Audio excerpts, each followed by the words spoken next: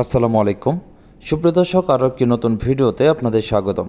প্রিয় দর্শক, এখন কিন্তু আপনি আপনার ফেসবুক থেকেই ফিরে পাবেন আপনার ডিলিট হওয়া ফোন নাম্বার।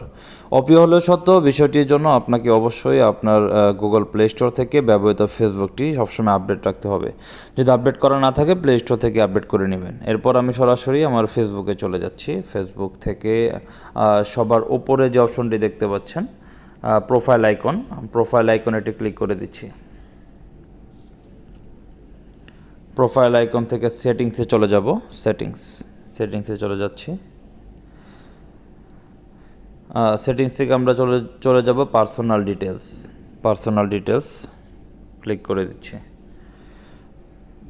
এখান থেকে হচ্ছে ইয়োর ইনফরমেশন অ্যান্ড পারমিশন নামে একটা অপশন দেখতে পাচ্ছেন নিচের দিকে, ইয়োর ইনফরমেশন অ্যান্ড পারমিশন, এখানে চলে যাচ্ছি। এখন হচ্ছে অ্যাক্সেস ইয়োর ইনফরমেশনে ক্লিক করছি। এখান থেকে এই যে পার্সোনাল ইনফরমেশন, প্রথমে এই যে অপশনটি ডান পাশে পার্সোনাল ইনফরমেশনে চলে যাচ্ছে।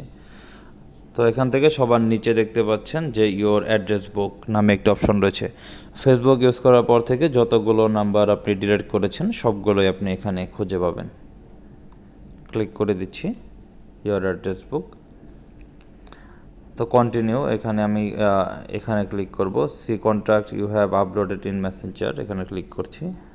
ওকে, তো এখন দেখুন এখানে অনেকগুলো নাম্বার শো করছে। এই নাম্বারগুলো কিন্তু আমার ফোনে ছিল, আমি ডিলিট করে দিয়েছি। এখন আমি চাইলে এখান থেকে নাম্বারগুলো কিন্তু আবার রিস্টোর করে নিতে পারবো। এখানে অনেক নাম্বার রয়েছে, এখানে নাম লেখা রয়েছে। আপনি চাইলে কিন্তু এই নামগুলো থেকে আপনি এখানে নামের মধ্যে একটি ক্লিক করলে কিন্তু সম্পূর্ণ নাম্বারটি কিন্তু চলে আসবে। যে এই অপশনটি রয়েছে এখানে ক্লিক করলে কিন্তু সম্পূর্ণ নাম্বার চলে আসবে।